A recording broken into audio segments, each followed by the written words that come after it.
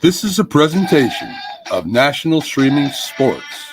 Over 20 podcasters, 70 weekly shows, and a 3.4-star rating on Roku TV.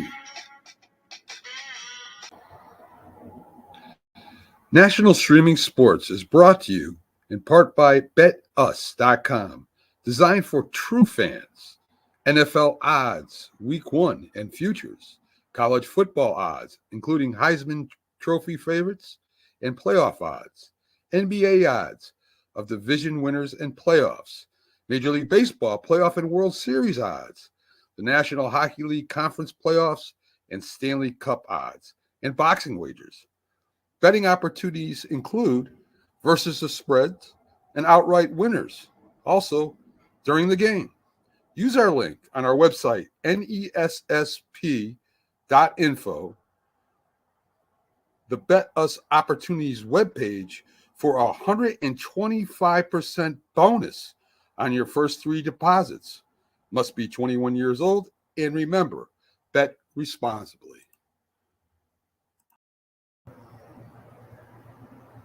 You're watching Mac and Jack on National Streaming Sports.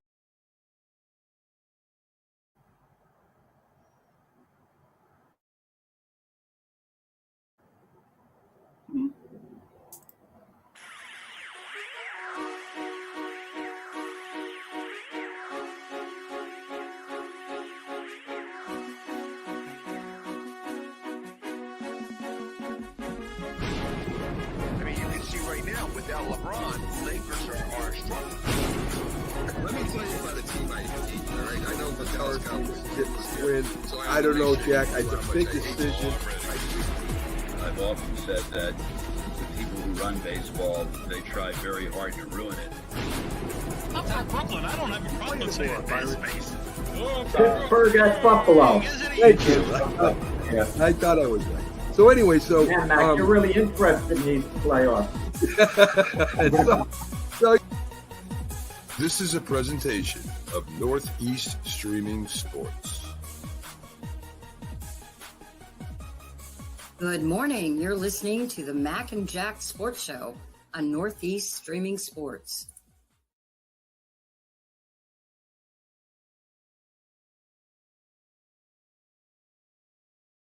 Made it to Friday, got done with our work week, and of course, tomorrow, folks, we'll have our sports memory show on for you. So 8 a.m. tomorrow morning, we'll be talking about the great history of sports with me, Jack, and James. So, Jack, let's get into a little bit. The last preseason game for a lot of, for a few teams anyway, the Colts, the Bengals, Chicago, and Kansas City. The Colts played Richardson again, Anthony Richardson, their quarterback, throws for a TD, then throws a pick six. And this has a lot of people worried. And we saw last year, he got hurt. Before he got hurt, he's got a big arm, but he's not that accurate right now. And what happens, Jack? He starts the season, he's running the ball, the Colts are doing well. One game he plays well, next game he doesn't play good. I mean, if it goes back and forth, that consistency that you want at quarterback, I mean, what do the Colts do? They do have a pretty good backup, 2 pretty good backups, including Joe Flacco, who's been there, has gone to the Super Bowl. Suppose Richardson starts having problems. What do the Colts do? Mac, get off this Joe Flacco thing. It's like putting a Band-Aid on the problem. Last year you were gushing when Cleveland put Joe Flacco in. He had some success, but he petered out. They can't go anywhere with Joe Flacco. Can't go anywhere at all. He can win a game here and there as a backup, okay? Don't get me wrong. He's not the answer. He's not an alternative to anything at all. After being with the Ravens and having a career there, he moved on from the Eagles to the Jets to the Browns. Now he's with the Colts. So that should tell you enough as is. Anthony, it's what the Colts shouldn't have done with Anthony Richardson. They shouldn't have drafted him number 4 overall in the first place. He didn't have the college pedigree.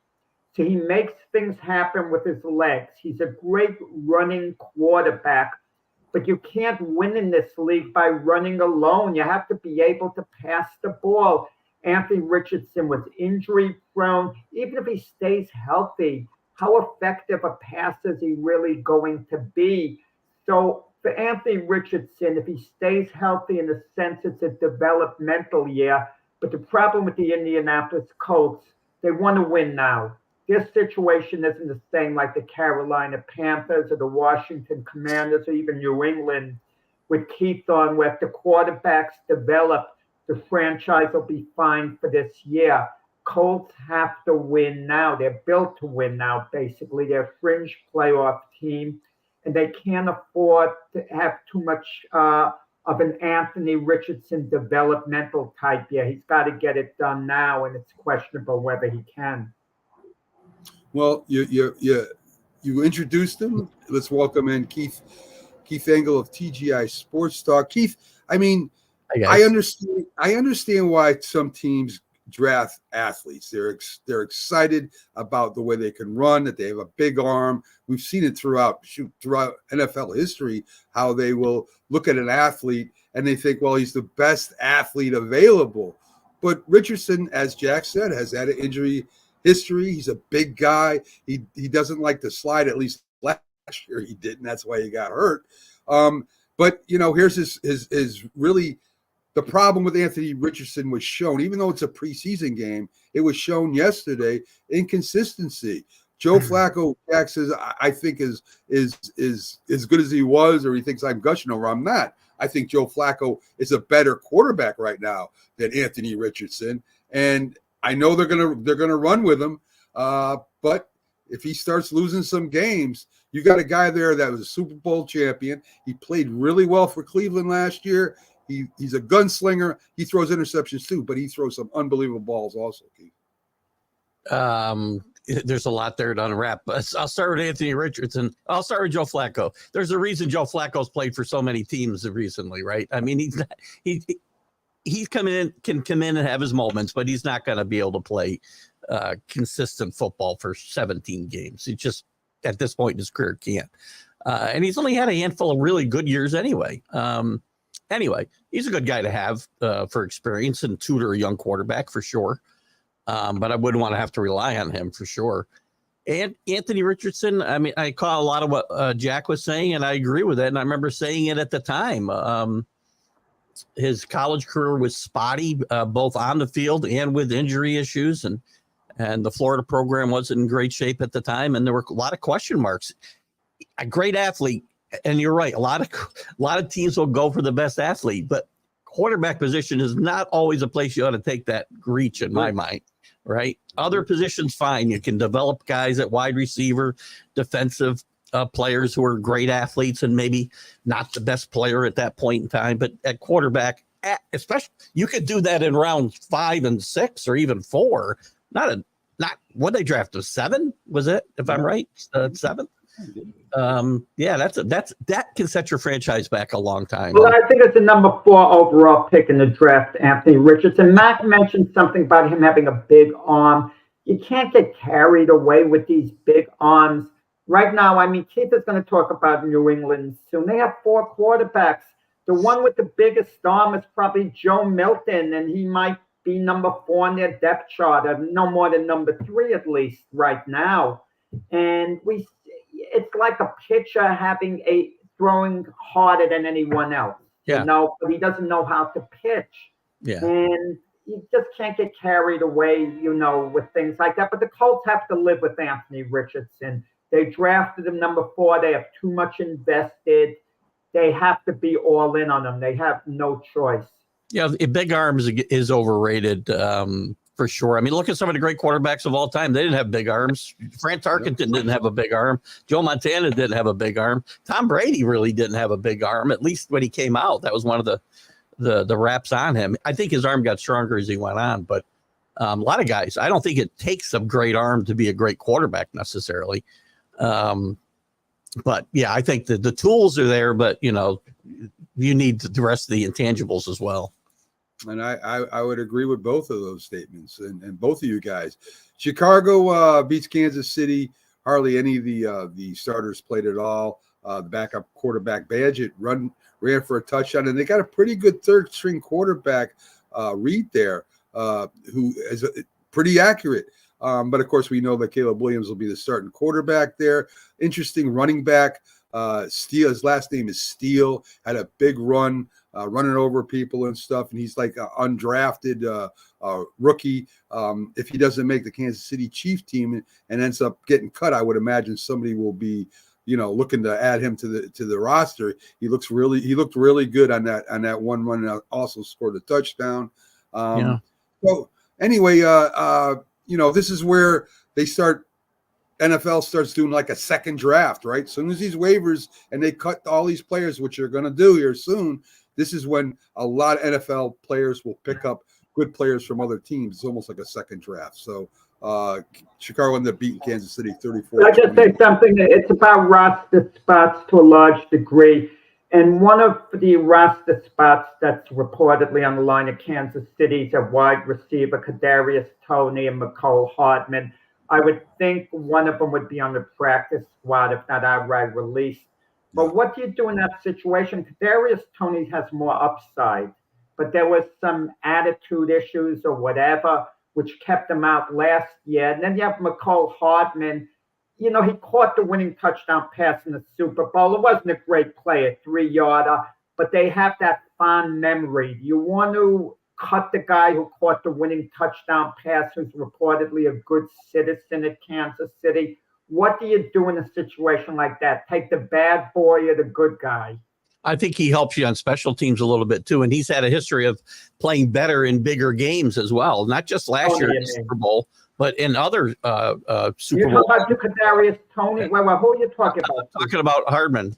He's but had some. Kadarius Toney returned punts. He had a big one against the Eagles in the Super Bowl. I get it. I think if you're looking for the most solid guy, I think team-wise, probably it's Hardman. But it's, Toney will catch up somewhere. It's funny. He had a good run. And when he got released by the Giants, he got off to a decent start with Kansas City. And everybody thought, wow, the Giants made this huge mistake. But he's shown that he still lacks a little maturity and even just sound football fundamentals. When he lined up offside and cost them a huge first down in a game. I don't know if it was in the playoffs late in the season, what it was. I don't remember now.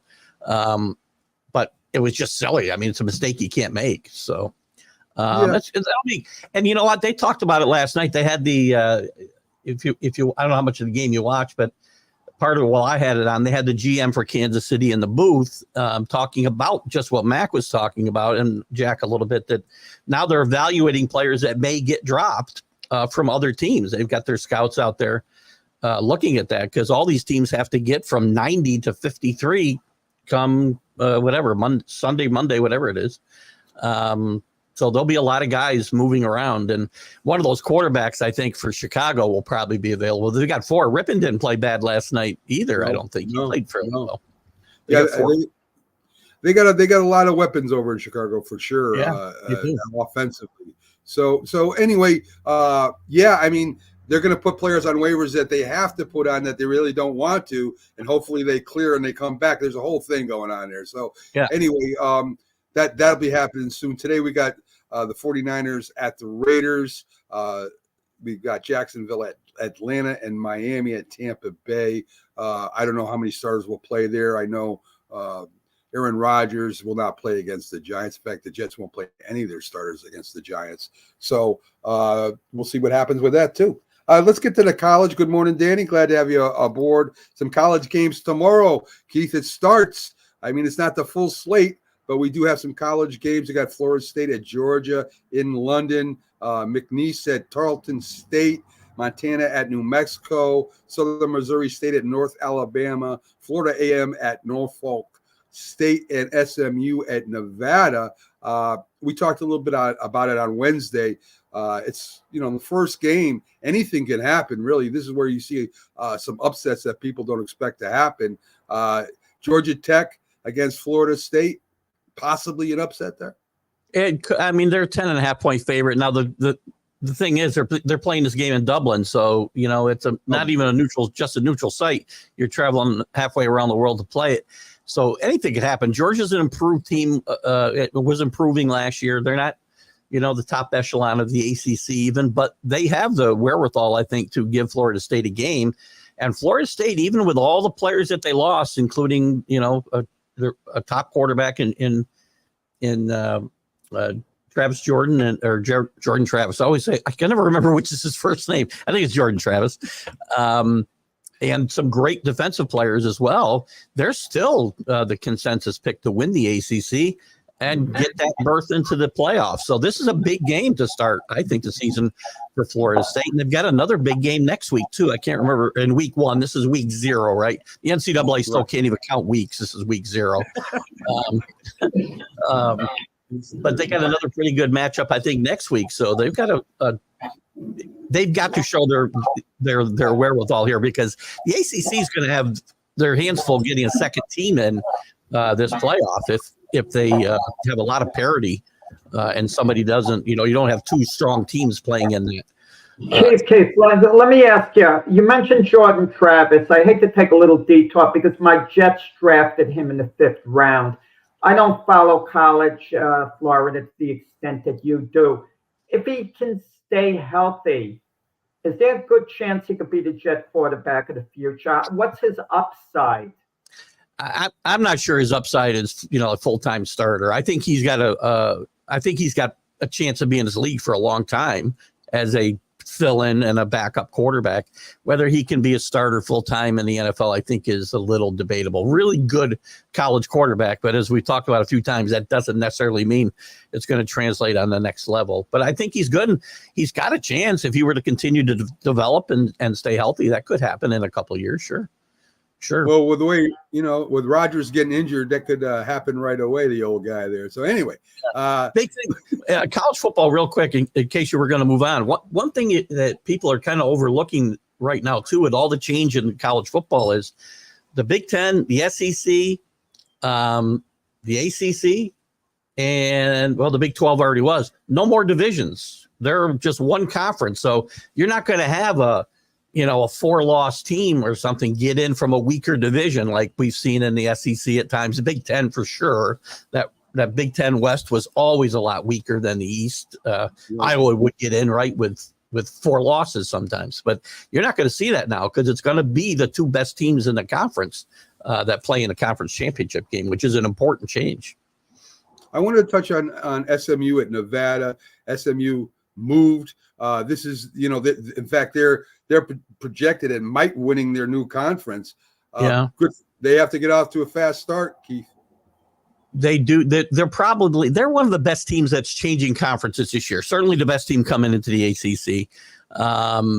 They've had some pretty good success through the last, half decade or so in the AAC, the American Football Conference. But they do have to get off to a good start because the ACC, there's some good teams there. I mean, again, the ACC, the Big 12, they're nowhere near the level of overall talent that the Big 10 and the SEC has, but they're really going to be talented, especially the Big 12. I think are going to be very interesting leagues because you've got some sleeper teams that can sneak up in the ACC. You mentioned SMU, North Carolina State is a popular pick there. Miami, for whatever reason, is again a popular pick in the top 15 with a lot of people.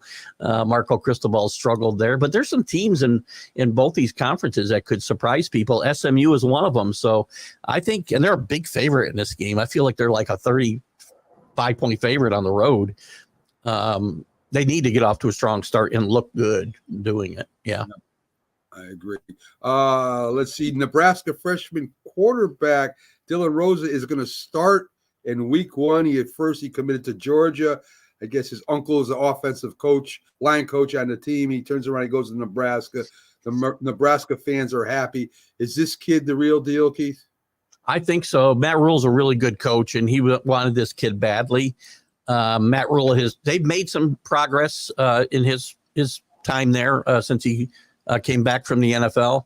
Did a great job at Baylor turning that program around after it was in disarray when Art Briles and all the institutional control issues were brought to light. Did a great job there. Had them close to a playoff spot there before he went to the NFL. I think Nebraska is a team to keep an eye on as a sleeper in the Big Ten. I think Oregon and Ohio State obviously are the the cream of the crop in the Big Ten this year. But I think there could be a couple teams. I'm not a big James Franklin until he wins a big game. Penn State's not making a playoff in my mind. He has got to beat somebody at some point. Is Matt Rule under any pressure at Nebraska? No. The team's made strides since he got there. They've been so bad. I mean, one of the worst things that's happened in all the realignment since it started, and it really started with the Big East folding and the teams all going to the ACC. But the really big move after that was Nebraska going to the Big Ten. They've been irrelevant ever since they went. I mean, this was a team that was in title contention for basically 2 decades, and they've been irrelevant since they went to the Big Ten. So they were in a bad spot when he took this team over. I don't think he's under any pressure at all, and I do expect them to take another leap this year. They won't contend, I don't think, for the title, but they're going to be a tough out every Saturday. Paul Feinbaum says Alabama's dynasty is over. 6 national championships, 9 SEC champions, and 17 seasons. I mean, this is not a big alert. We know that they've fallen off since Saban has left. In fact, he says the dynasty kind of stopped the year before Saban left.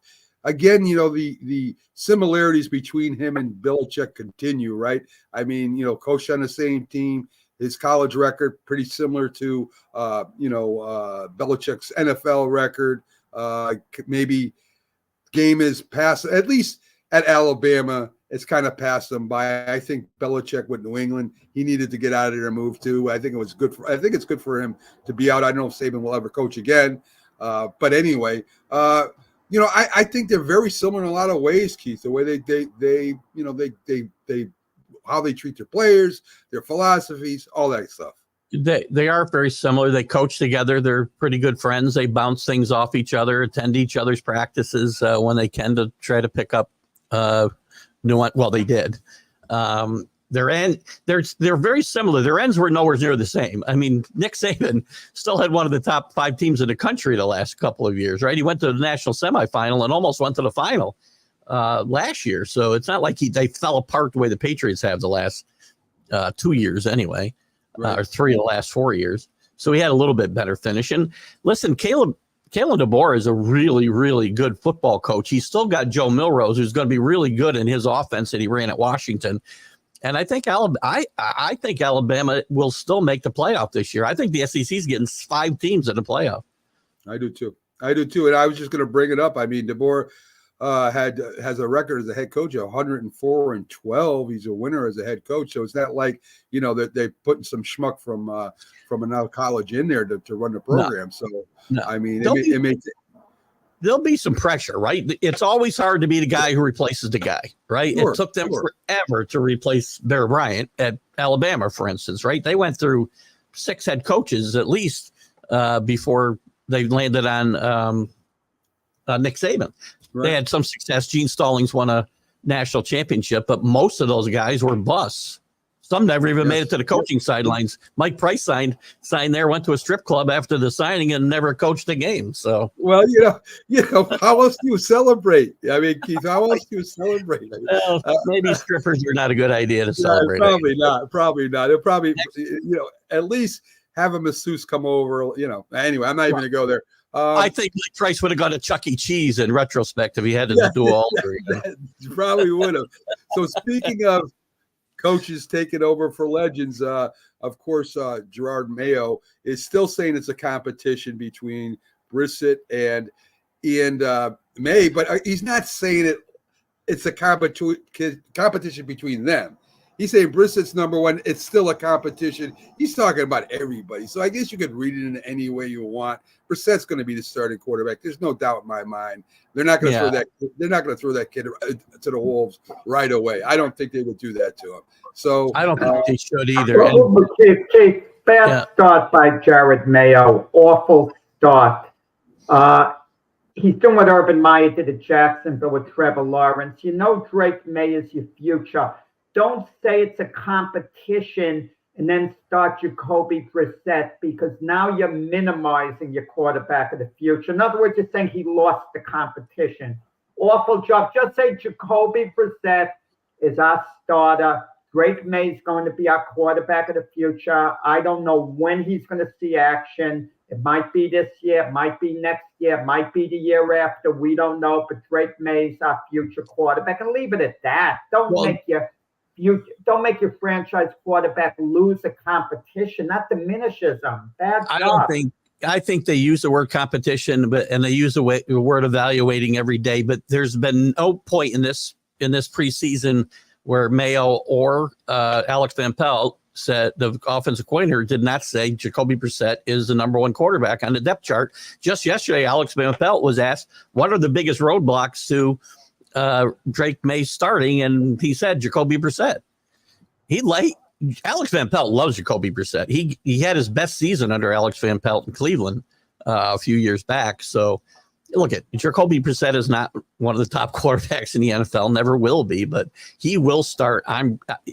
Drake May would have to light it up on fire the next 2 weeks to do anything. He's gotten better as camp has gone on. He's gotten better. Last week didn't look great, but he led a touchdown drive, and little things, getting better are all you can hope for at this point, right? He's not a guy who's going to go in there and light it up from day one, so they need to protect him. Jacoby Brissett doesn't have a future at New England unless it's as a backup. If he has a very good year, they're going to move on from him at some point, just the way the Vikings are going to move on from Sam Darnold if he has a good year, because they're committed to J.J. McCarthy at some point. Yeah. Same thing with Jacoby Brissett. So I would kind of focus on my quarterback of the future. With the Vikings, they never said before McCarthy got hurt there was a quarterback competition between Darnold and McCarthy. They never said that because they didn't want to diminish, McCarthy. And these, if they say it's a quarterback competition, that means they're planning on giving it to the guy who was highly drafted, like at Washington. If they said there was a quarterback competition, they knew they were going to give it to Jaden McDaniels. You don't say it's a quarterback competition unless you're going to give it to the highly drafted guy. But it's just coach speak. This wasn't a competition between two people. This was a competition between four people. So you're not really diminishing Drake May if he doesn't win it. Nobody expected him to win it from the beginning, including the coaches. Now, maybe they should have used different terminology, Jack, so it doesn't leave that impression. But I don't think anybody. I think it's just coach speak, and it's what you're going to say. And I think that's a lot of talking heads in social media and in Boston sports that are kind of trying to make it sound like it's more than what it is too. They read in between the lines a little bit there too. It's different. Go ahead. It's different if Caleb Williams or Jalen Daniels, who were expected to start from day one anyway, if the coach says they're in a competition and then they lose, well, that's a different spin than somebody who's not expected to start like Drake May anyway. I think you're boosting them up by saying you're in a competition, in my opinion. So what do the Patriots fans think about what Matt Judon said when he went to the Falcons? Now, Matt Judon was not happy with his contract. He wanted a contract before the year started, blah, blah, blah. He goes to the Falcons. The Falcons are not going to offer him a contract. And he says, that's fine. I don't care about the contract. I just want to go out there and prove, blah, blah, blah, that, that I'm still what I am. And they got my resume. So here he is saying to the Patriots, hey, I'm not playing without a contract. He goes to Atlanta, says, don't worry about the contract. I'm good. What the fans care about, what the fans really cared about with Matthew Judon is when he ripped them when he was still there and said that we're all spoiled. Well, you're right, we are spoiled, and with good reason, because there was great teams here for 20 years, and you weren't part of any of them. I like Matthew Judon; he's a great player. He's done nothing to help the Patriots win even a playoff game. Guys shouldn't be ripping the fans ever, unless they're, I don't know, leaving nails in their driveway or something. Just shut up. You can't win that fight ever. You can never win that. Notice there's a pattern. Whenever a high-profile player holds out and gets traded, his new team virtually never gives him a contract that year. They make him wait the year anyway. And then if he performs well, like a Jamal Adams when he went from the Jets to Seattle, he could ultimately get his contract, but he doesn't get it immediately. And in the case of Judon, he was hurt most of last year. I mean, he's 32 years old. Played 3 games. It's not appealing to give him a 3-year, highly loaded guaranteed contract. And I just don't get it. I can understand in the case of Hudson Reddick only this point. If you want your money guaranteed for the upcoming season, you could hold out to see that most of your money is guaranteed. That could be worked out. And the team a lot of times would work that out. But these guys want the extra amount, and they don't got leverage. They don't get it. They get traded elsewhere like Judon. They have no leverage at all. They don't. It's interesting the way you talked about the contract extension, Jack, and it was portrayed in the media anyway that the Patriots gave him a choice of the Falcons or the Bears, and he chose the Falcons because of the quarterback situation. Well, if you watch Hard Knocks like I do, they said the other night they talked about that, possibly bring him in here, and they didn't bring him in because of the fact that they would have to extend his contract to do so. So the Bears made a choice not to make that move, not Matthew Judon. So, well, most teams can't extend the guy because of cap implications. It's very difficult. They just can't throw money at him, and these players just don't understand it. Well, they had room. They just weren't willing to do it based on his injury history. There's more to that, Keith, that if in this contract, if he didn't live up to what the I don't know if you want to say what the incentives were or something, that he would end up going back to the Patriots. Yeah, that's true. That's true. So I mean, maybe the Patriots didn't want to make that deal either, right? I mean, you know what I'm saying? Maybe the Patriots said, well, no, we don't want him back if you guys don't want him. I mean, or you don't have him. So I think the Patriots didn't want that either. Speaking of Atlanta, and they got a 3rd-round draft pick, New England, which is good value, in return. For a 32-year-old linebacker coming off of playing 3 games the year before, I think they did pretty well with that. And a lot of times that extra pick, it's more than what it seems on the surface. Because hypothetically, let's say New England has 2 number 3 draft picks and a number 2. Sometimes they use that to move up into the 1st round. Yeah, absolutely. Danny brings up something Josh Allen said it was in the media too, that his day is coming. He's not worried about the contract situation. Blah blah blah. I mean, it sounds good. About $40 million a year now, isn't he? Yes. So well, you can worry about. He's making a nice dollar, but again, you got Jordan Love making $60 million. These guys making a lot more than him, and he's a lot. He'll get his money. I agree with it, Josh. That's the way the guys should approach it, though. Danny's right. I mean, you should approach it. I have a contract. My payday's coming. It'll come. Just wait. I mean, injuries happen. I get it, but it's the fault not of this show, but if these talk show heads, they get on the owners. Like in the case of the Dallas Cowboys, is the perfect example of not working out Dak Prescott's contract, not working out CeeDee Lamb's contract. Jerry Jones said it best the other day. They have an existing contract. They got to play under it. When the contract expires, then it's a major issue. Of course, the team risks losing the player. But why, take that risk now? Players get injured. You don't know what their value is going to be a year from now. I mean, let the player hold out. Let him stay home. In every single case, a player that holds out a year is not going to come back and get a better deal than he's seeking, or get the same deal he's seeking at that moment. And chances are it could be a lot worse. No, you're quite frankly, the player could make out better too, because think about the guys who signed contracts 2 years, say, before Deshaun Watson broke the whole model, right? And the Cleveland Browns broke the whole model. Those guys could have signed for more money if they just waited and didn't extend their contracts. So it works both ways. If quarterbacks and all players were a little more patient, they might get even more money, because we talk about all the time. I don't have a problem necessarily with long-term contracts, but you can't give guys long-term contracts and give them chances to get out every 2 years when their contract now is a lesser value compared to some other contracts that get signed. You can't have it both ways. I guarantee. I can't wait until we talk baseball with you at another time, Keith, with the Soto contract. Well, that's going to be a lot of fun. That's going to be an interesting conversation for sure.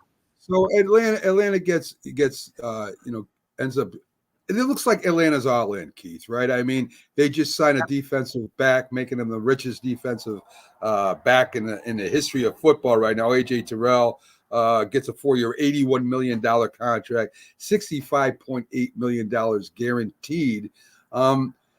It just looks like what their moves they're making, they're going all in this year. Judon, they're signing their players. They're drafting. They drafted Penix. A lot of people had a problem with that because they want a pass rusher. Well, guess what? They go get Matt Judon. They got a pass rusher if he stays healthy. It looks like that they are going for it this year, Keith. They are going for it. Definitely they're going for it. That's why I had problems with the Penix pick all along, whether they got Matthew Judon or not. They could have used that to improve their defense because their defense was not very good, and Judon improves it if he stays healthy. It's a good move for them, but they still got some holes on that defense that they could have made better. They're definitely all in for sure. Well, if Kirk Cousins gets hurt, no defensive edge rusher or defensive player will fill in for Kirk Cousins. You're going to have Penix Jr. there, correct? But any starting quarterback in the NFL gets hurt, that team's done. So but Penix Jr. is a pretty good rookie backup, Keith. Right? I would listen. But you can't afford that luxury. There's a reason teams don't have two good quarterbacks, great quarterbacks. I have no problem with them drafting Penix Jr. at all. I think it was great move.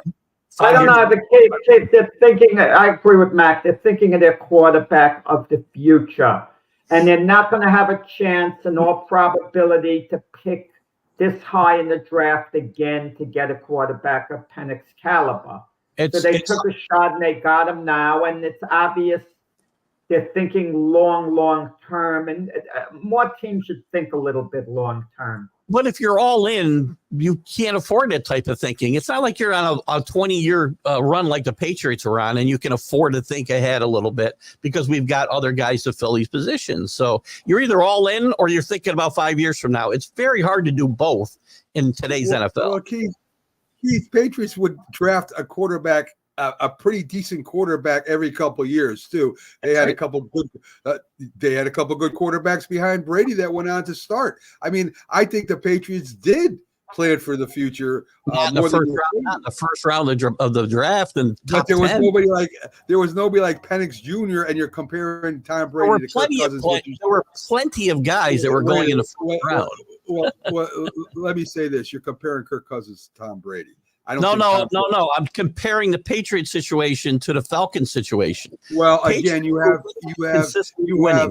have a Super Bowl quarterback that's one of the best in the league. I don't think you would want to tick him off by taking somebody in the first round, a very good quarterback. I don't think it could have been any position. What I'm saying is the Patriots were always in a better position to be, or any team that's winning and in contention year after year after year. The Falcons are not, have never been in contention year after year after year, ever. That's what they're all in. Maybe that's a move that they're trying to do, Keith. That maybe in 2 years, Penix replaces Kirk Cousins, and you have a contending team again for more than 1 year or 2 years. And if he plays out his contract, then Penix is a 29-year-old first-year quarterback too, because he's not young, by the way. He's old for a rookie quarterback. Well, there are a lot of quarterbacks that are playing until 40 too. So I mean, you don't like it. I think it's a great move, and that's just it's fine. I mean, everybody has their own opinion. I mean, to me, if you're all in, you're all in, and a backup quarterback is not going to help you. Keith, there was 16 backup quarterbacks playing last year, Keith. How many of them won a Super Bowl? 16 starters. Well, let me finish. 16 starters got taken out last year. I think it's a great move. So not I mean, you're saying it is if you don't have other holes to fill. Their defense was not good enough to win a Super Bowl, and it may not be yet. So what's a bigger hole to fill than a starting quarterback getting hurt, Keith? Well, now you're assuming your starting quarterback's going to get hurt. You can't. He was hurt last year. Did he get hurt last year? Did Kirk Cousins get hurt last year? Yeah. They had to go with Nicky Mullins for the most part, the Vikings, and they had a franchise quarterback ready to step in. Yeah, I agree with Mac. The most underrated position to me in football is the backup quarterback. It's so vital. Why didn't the Chiefs take a backup quarterback? You know, Why do you- some I think teams I don't know. Well, right now Carson Wentz is the backup quarterback at Kansas City, and he does have experience. Okay, in an emergency, And a bad he history. can be a decent system quarterback under Andy Reid. There's no replacing Patrick Mahomes, but maybe the Chiefs could win with Carson Wentz. It'll be obviously much, much harder. Well, okay. All right. I get it. We're probably going to disagree on this forever. So Probably are. We probably are. So anyway, Deshaun Watson is back to playing with the first team Thursday. He had soreness in his shoulder Wednesday. I see this coming a mile away. I can see this coming a mile away. He's going to get hit one too many times in a game, and he's going to be out again. I can see it. If he's already having soreness now by practicing and getting hit a little bit, oh man, I just can see it. Broken shoulder last year, no joke. I mean, that's a very bad injury on your throwing arm. I mean, I can see this coming already. Karma is a real thing, by the way, in case anybody's curious. Karma exists, and just look no further than the Cleveland Browns and Deshaun Watson. Keith, of all the quarterbacks in the NFL, I think the two who are facing the biggest moment of truth would be Aaron Rodgers, number 2. He's got to perform this year. He's just got to. And number 1 is Deshaun Watson. This is it. No excuses. Either he comes back and be the elite quarterback you were before, or, I can't say they can move on from him. They'll still have a couple of years on a massive contract. But Deshaun Watson absolutely has to show us he can perform. Matt's thing is, well, he's hurt again, this and that. I think if he's healthy, he's going to be fine. He's going to show us that he's still capable of being the guy he was before. But if you're injured, no excuses. You got to stay healthy. Well, actually, you're right, and he's their ticket to the Super Bowl. And I hate to circle back to Michael Penix, but why did the Jets pick a backup quarterback in the first round? Again, they took Jordan Travis in the 5th round after signing Tyrod Taylor. Well, then They you just did it the right way this year. That's not the number first top 10 in the draft. The Falcons used a top 10 pick. Wait. You said No, he's going back to the Falcons again. Keith, No. Wait. You know who's available for the Jets? J.J. McCarthy of Bo Nix had they held firm. You're saying that they should have taken one of them. First off, he would have ticked Aaron Rodgers off to no end. And the Jets are built to win now. So we don't know how good McCarthy and Nix is going to be. So that wouldn't have made sense. Wait a minute. You make the argument that it makes sense for the Falcons, but not for the Jets when they're both in the same exact situation. The same exact Well, they're situation. not in the same exact first of all, situation. I'm going to ask you again. They're both all in. Are you comparing? Wait, I'm going to ask you again. Are you comparing Kirk Cousins to Aaron Rodgers? No, I'm comparing the Jet situation to the Falcon situation. That's it. Listen, Kirk Cousins was hurt last year. Kirk Cousins has never won a big game. Kirk Cousins to me was a upgrade from what they had last year. There's no doubt. But there is no guarantee that Kirk Cousins is going to bring, because of his past, the Falcons to the Super Bowl. There's no guarantee. Rodgers has a chance. Patrick Mahomes definitely. I mean, you're comparing the situation with the Jets. You're comparing the situation with the Jets to the situation with Atlanta. Yeah, absolutely. I got a Kirk Cousins is the ultimate businessman amongst quarterbacks. He's the ultimate businessman. He wants to win. Don't get me wrong. I don't doubt how much he wants to win. But with Kirk Cousins, his whole career's been around just performing well, statistically, keep getting the good contract. He doesn't have that it factor to go, the extra level. I mean, maybe he'll prove me wrong this year. He's in a good spot. He is in a good spot this year, I think. The only point I'm making is teams that are all in for a given year don't make this kind of move. I don't remember it ever happening, ever. No. I think it worked out for the Patriots whenever they thought Brady would be replacing Bledsoe in his first year. I understand that. Brady was going to replace Bledsoe. It wasn't even an issue when Brady was drafted. I agree with that. I agree with that. Not comparable situations. It happened accidentally, kind of. the only point I'm trying to make here is that the backup quarterback went in and brought the Patriots to the Super Bowl. That's the only point I'm making. That's the only point I'm making. I don't disagree with that. I can, but they didn't go out and get a quarterback before the season and the top 10 picks to back up their quarterback. I like the pick. You don't, and we could argue with this until you go on the show. Just keep bringing up you keep bringing it up because you're going to try and convince me I'm wrong. You're not, Keith. Because you bring up situations that back up my argument. That's why. And the way I don't get Max always told me you shouldn't draft quarterbacks highly. You could wait until like the 6th round. And Max uses Tom Brady as his evidence. I gave you guys a bunch of stats that said you should never pick a quarterback in the first. I'm telling you right now, I think if you don't want to be in a position where you're going to end up being over a barrel like the Green Bay Packers are right now, like a few teams are over right now, Jacksonville Jaguars, you got to start picking quarterbacks higher in the draft, chances of winning, or you're going to be paying these quarterbacks $100 million in about 5 years. And you're going to say, what? We have no other choice. We have to sign them. That's you also have to pay those rookie quarterbacks that you draft in the first round more than you would draft somebody drafted in the 5th round, too. That was a large reason why the Bears drafted Caleb Williams and didn't keep Justin Fields, because in 1 year they'd have to Fields' rookie contract would be done. They would have to deal with that situation, and they didn't know how good he'd be. So they went to Williams. If they could have started the clock all over again with Justin Fields, start him on a rookie deal that he'd have to be on for 4 years, maybe they would have stuck with Justin Fields. It's easy to forget. It wasn't a slam dunk decision by the Bears to take Caleb Williams #1. They did give it a good degree of thought. True. That's very true. Well, Danny does agree. I don't agree with Danny unless Cousins gets hurt. Cousins is too good a quarterback to just come in and flop.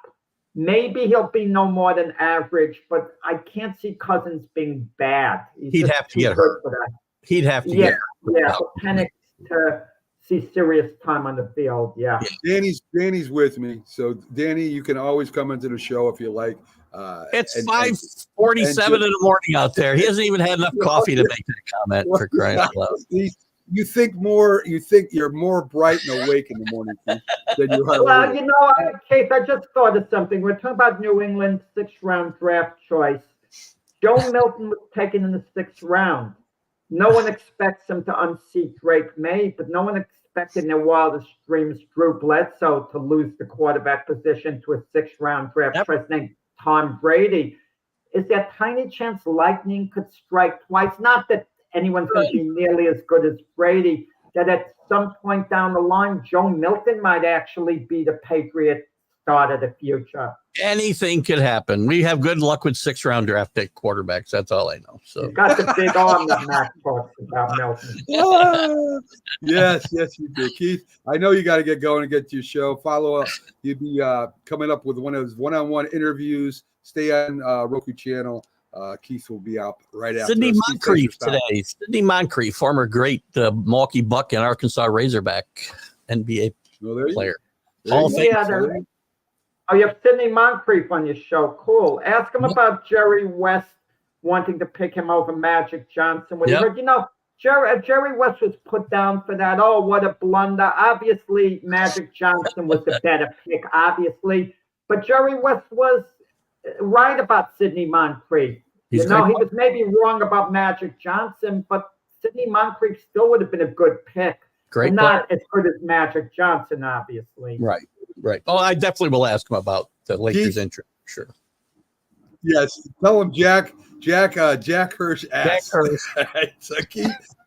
Yes. All right. Have a good one, my friend. Thanks, guys. Have a good day. Okay, Keith. All right, Keith. Good point. Good points. And yes, I think it wasn't a bad. That could have been a good pickup for the Lakers too. Like you said, not as good as Magic Johnson. Let's be honest about it. No way anyone in their right mind knowing the way their careers turned out, would have picked Sidney Moncrief ahead of Magic Johnson. But Yeah. the point I was trying to make, Sidney Moncrief was the type of player he turned out to be that Jerry Yeah. West forecasted when he wanted to pick him. Yeah. Okay, Yeah. so Sidney Yeah. Moncrief was extremely successful. He made it into the Hall of Fame. Yeah. But you're talking about a guy who barely makes it into the Hall of Fame against a super Hall of legend. Famer, Magic Johnson. Yeah, no doubt, no doubt. So in baseball games yesterday, the Yankees shut out Cleveland 6-0. Judge homers again. Stanton with a 3-run homer. Cole 6 innings, 1 hit. So Judge is still close to his 60, on track for 60 home runs. He's on track for 59 right now. But Jack, he could hit 10 home runs in the next 10 games. I mean, you don't know what's going to happen. It's the headline. Listen, Judges have been incredible, but whenever he does something, he's the headliner. And you wonder about the other players. There were 2 players who did a little more than Judge. Stanton hit a 3-run homer. Judge hit a solo homer. But hardly anyone talks about Stanton's homer. They mention it, but they gush about Judge's homer. Garrett Cole, 6 innings, a 1-hit ball. He gave up a hit in the first inning that was great. No one is talking about Garrett Cole. He was a star of the game yesterday. Yes, he was. He pitched a great game. The Mets. It looks like he's getting back in form. Yeah, you're right. At the right time. The Mets base hit San Diego to death. They end up winning 8-2. Now, this is the problem with the Mets. They lose to the A's. They lose the series to the A's, and they come out and they beat the Padres, who have been one of the hottest teams in baseball. Can't understand the Mets. Mets have to win. There's no way they can back into the third playoff position. The Mets' problem is this. The third playoff position, Atlanta's ahead of them. Atlanta's a game and a half ahead of them. The problem is Atlanta's a little better team than the Mets. So you got to catch a team who they're close to now, who's a little better than you. And then you talk about the Padres and Diamondbacks, who are each like 4 or 5 games ahead of the Mets. Mets really got their work cut out. But I guess the best thing they can do, just go out there and keep winning. Yeah. And then one of the teams is going to fall back to you, because between the Padres and Diamondbacks, they played so well and they've been so hot. They're going to cool off and someone is going to slump and fall back. And that's the Mets, hope of catching someone. I agree. The Braves, they got Urshela, Jack. They picked him up. They got White Sox, I think, got rid of him. It might have been the Cubs. I might be wrong. But he doubles in. And an RBI. Olsen doubles. Duvall hits a home run. The Braves beat the Phillies 3-2, Jack. Mac, you mentioned Gio Urshela 2 shows in a row that they picked him up. He's a utility guy. Why are you picking these guys up like they're difference maker? The next thing you're going to say with the Giants, that they picked up a guy who was cut from the Vikings, and you're going to mention him 2 days in a row like he's going to turn your New York Giants around. Come on. I mentioned him yesterday because he replaced the injured third base. Braves have unbelievable injuries. The all-star third baseman, they brought him in to fill in, and then lo and behold, he hits a double, drives in a run. I mean, I got to mention he's one of the reasons why the Braves beat the Phillies yesterday. So, well, when I mentioned Tyler Filippo, what he's doing for the Pirates, he's hitting in the 270s. Oh, he could have helped the Yankees. No, I didn't mention Urshela helping the Yankees. I mentioned that because of the pickup and that he did help them. Listen, the Braves are in a fight for the wild card position. They're playing the number 1 team in their division, and he was one of the reasons why they were. Games behind the Phillies. Braves, I don't think are seriously eyeing winning that division. 6 games is going to be hard to make up. I agree. Because the Phillies are a good team, a very good team. Anything's possible. I'm not saying the Braves have given up on the division, but they know what the situation is. They're thinking more along, I'm sure, the lines of just holding their number 3 position, maybe even moving up from that, but definitely get in the playoffs and then take their chances. Yes. Thank you, Danny. Yes, we could sell these shirts. What do you think, Jack? Jack has one too. He doesn't wear it anymore, but he does have a Mac and Jack Sports. I think I have it around. Yeah. Yes, he does. I got a Ranger shirt. If you notice here, this is our house. You can't see it all. This is actually a New York Ranger shirt. Well, and they sell shirts. Yeah. I know, and hockey's in season right now, so it's a good idea to wear that. Well, I'm not the most knowledgeable hockey guy. I pick up bits, and I got to be honest about it with the viewers. I'm just not. I could talk about teams in the past, players in the past, but I could fake it to a small extent. But I got to come clean. When hockey starts, you pick up what what I pick up. No doubt, no doubt. Yes, he's still toiling in the Yankees minors. Wow.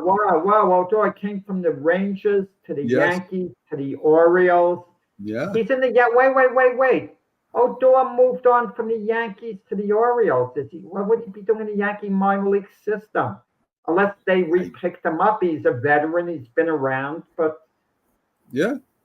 Speaking of a person that was in the minors for a long time, there's Cincinnati Reds.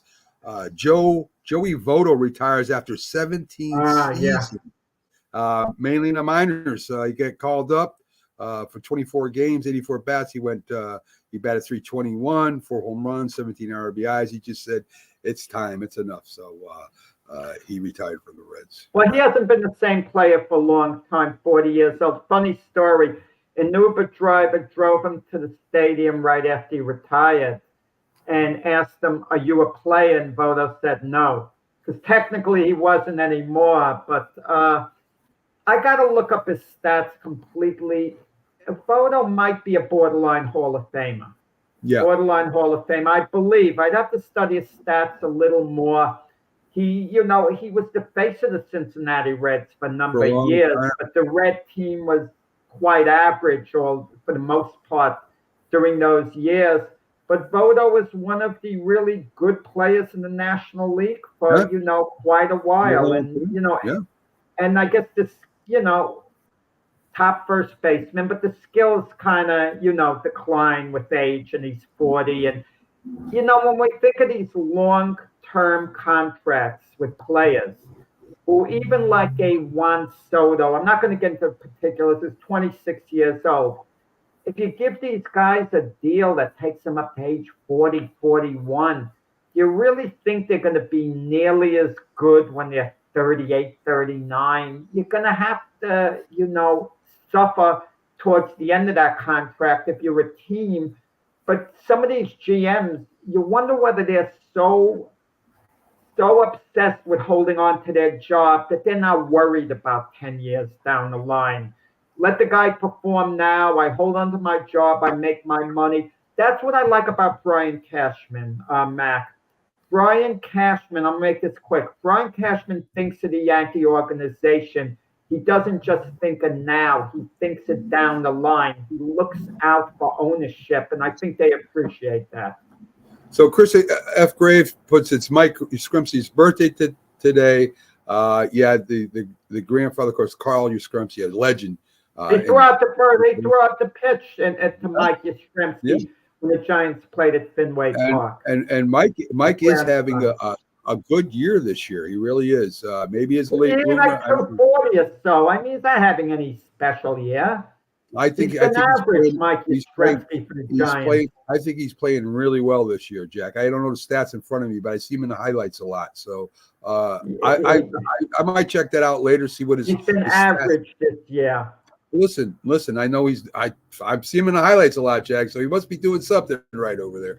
Anyway, happy birthday to Mike Yastrzemski. Yastrzemski, that's what he's doing right. The Mariners fired Scott Servius after 9 LB season, losing the 10-game lead over the Astros. They're now like 5 games behind, 1-8 over the last 9 games. They hired Don Wilson as a manager who has never managed in baseball at any level. So we'll see how that works out, Jack. The Mariners have underachieved. Let's be honest about it. They've underachieved. Yes. So, folks, we're at the top of the hour. Keith Engel is up after us with One-on-One. He does a great interview show over there. Stay with Roku all day, and you'll be happy to see. Got a lot of shows on that channel. You have a great weekend. We'll see you tomorrow on Sports Memories, folks. Tune in tomorrow for that at 8 a.m. Eastern. Have a great Friday.